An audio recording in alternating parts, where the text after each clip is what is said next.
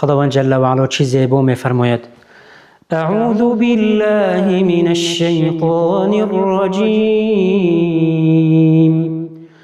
افرأیتم الماء الذی تشربون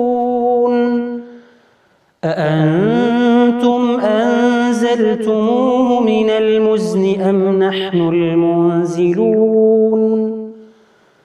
لو نشاء جعلناه أجاجا فلولا تشكرون. صدق الله العظیم. پروردگار جل و علا می فرماید: آیا به همان آبی که می نوشید اندیشیده اید؟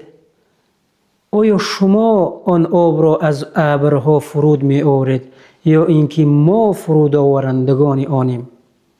اگر می خواستیم آن را شور می گردانیدیم و تلخ می گردانیدیم، پس چرا شکر نمی کنید؟ بیننده و شنونده عزیز، در حقیقت یکی از مشکلات های اساسی و جهانی این بی‌آبی و کمبارچی است.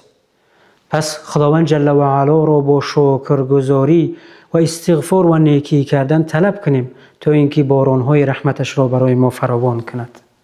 سلامت و سربلند باشید.